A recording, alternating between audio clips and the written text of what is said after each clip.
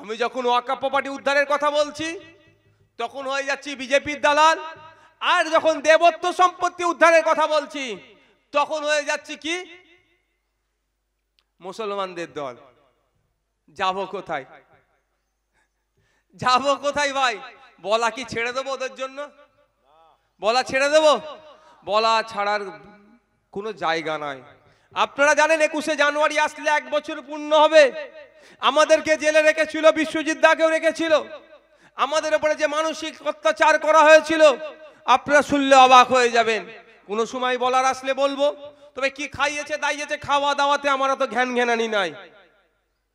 মানুষের অধিকারের লড়াই এসেছি। একবেলা খালি পেটে থাকলে হয় থেকে যাব কোনো ব্যাপার নয়, 1 মাস রোজাই থাকি আমরা, ও 1 মাস উপোস থাকলে আমাদের কোনো সমস্যা হবে না। ও আমাদেরকে না খাইয়ে রাখলে আমাদেরকে লড়াই থেকে পিছপা করতে পারবে না। কিন্তু আমাদেরকে কেন জেলে রেখেছে, কারণটা কি?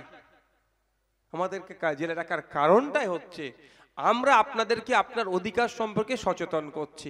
ওই কাগে কান নিয়ে চলে গিয়েছে, কাগের দিকে না তাকিয়ে কানের দিকে হাত দেওয়ার কথা বলছে। এটাই মমতা ব্যানার্জি বা তৃণমূল কংগ্রেসের গোসা হয়ে যাচ্ছে।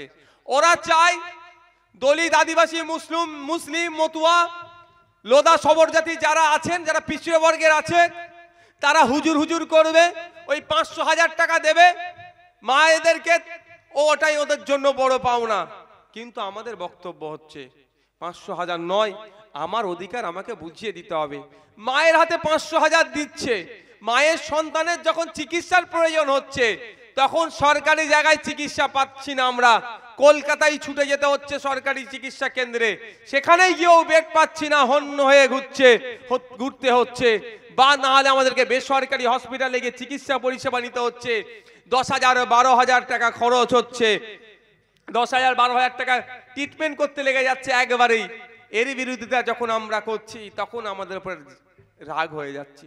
এখানে যারা উপস্থিত আছেন, আপনারা যারা আছেন, আপনাদের পেশাটা বেশিরভাগ মানুষের কি আছে? হ্যাঁ, যারা চাষি একটু হাত তুলুন তো, চাষবাসের সাথে যুক্ত।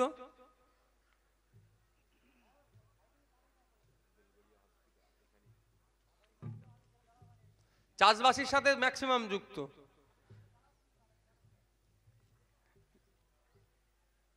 আপনারা যারা আছেন চাষি অনেকেই দেখলাম।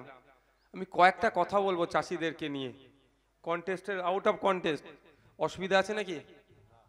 হ্যাঁ, এই বিষয়বস্তুর বাইরে যদি বলি অসুবিধা কারো আছে? আমি সবার দীর্ঘায়ু কামনা করি। 60 বছরের নিচে কোনো কৃষক মারা গেলে তার পরিবার এককালীন 2 লক্ষ টাকা ক্ষতিপূরণ পায়। কটা কৃষক জানে একটু হাত তুলে দেখাবে? হ্যাঁ, কেউ জানে না। ওই জানা আজ থেকে জানতে পারলেন। কৃষক 40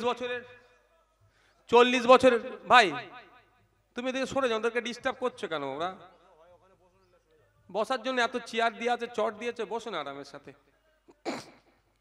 একটু ঠান্ডা মাথায় কৃষকরা শুনুন। 60 বছরের কৃষকও বেঁচে আছে, 80 বছরের কৃষকও বেঁচে আছে, আবার 39 বছর, 40 বছর, 45 বছরের কৃষকও মারা গিয়েছে।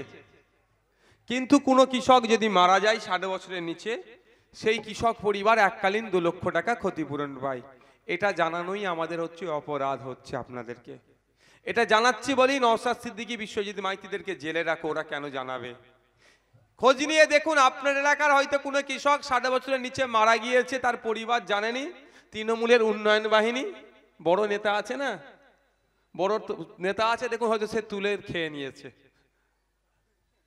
খোঁজ নিলেই পাওয়া যাবে। তো আপনারা জেনে রাখুন, এগুলো আপনাদের অধিকার। দ্বিতীয় কথা, 60 বছরের ঊর্ধ্বে কোনো কৃষকের বয়স হয়ে গেলে ফার্মার্স ওল্ড এজ পেনশন পায়। কারা পান? কোন কৃষক 60 বছরের উপরে বয়স হয়েছে, ভাতা পাচ্ছেন, কৃষক ভাতা। কারা পান বলুন না একটু।